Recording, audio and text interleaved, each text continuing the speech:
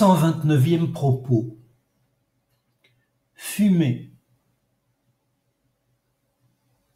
Notre père, l'État, impose une taxe sur les tabacs calculée pour être à la fois très importante, sans être assez énorme pour dissuader complètement les fumeurs.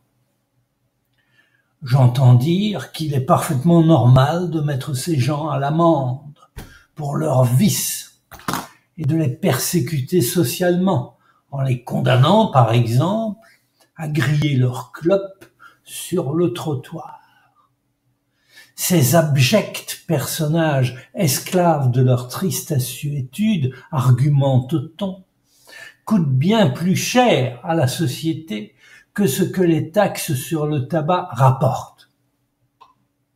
Nul ne peut douter qu'en effet la kyrielle de maladies imputables au tabac entraîne de l'absentéisme, des visites médicales, des hospitalisations, des interventions chirurgicales qui mettent à mal les caisses de la sécurité sociale.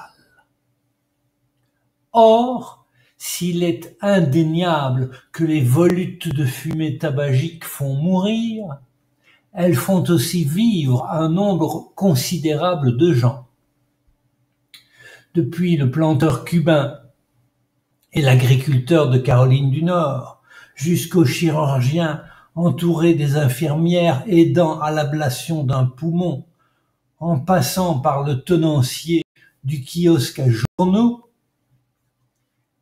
le fabricant des cendriers et des briquets ou les concepteurs des hottes aspirant la fumée, mais l'herbe à Nico a un avantage économique bien supérieur.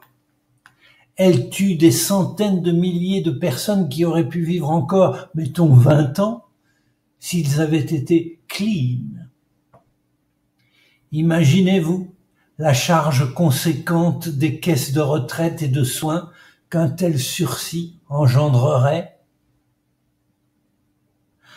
Lorsque j'assiste au spectacle de ces vieillards quasiment momifiés, ratatinés sur leurs chaises roulantes et nourris à la petite cuillère par des infirmières acariâtres, je me dis qu'ils n'ont pas assez fumé. Fumons donc sans modération et avec bonne conscience. Nous aurons ainsi l'élégance de ne pas mourir trop vieux.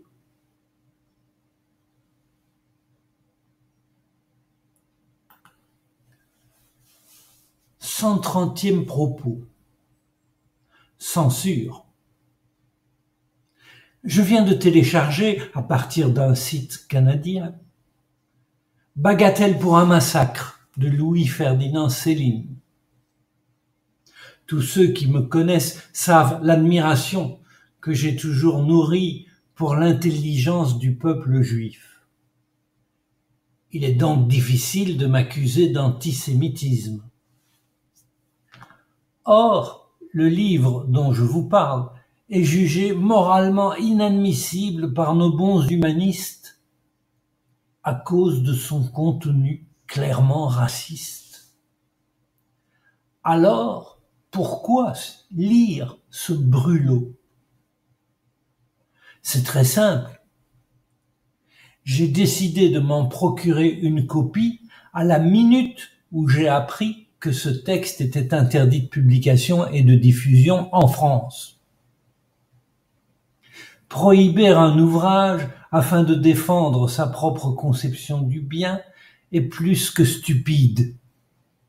L'interdiction est la meilleure promotion dont une idée, si absurde soit-elle, puisse bénéficier. Dites-moi ce qu'il est interdit de penser, et je désirerais le connaître. Mieux, dans la longue histoire de la pensée, les vertueux ont si souvent voulu mettre la vérité sous le boisseau de la proscription que nous sommes amenés à soupçonner qu'une idée, pourvu qu'elle soit renégate, doit nécessairement contenir au moins quelques fragments de vérité. Je vous souhaite une bonne journée.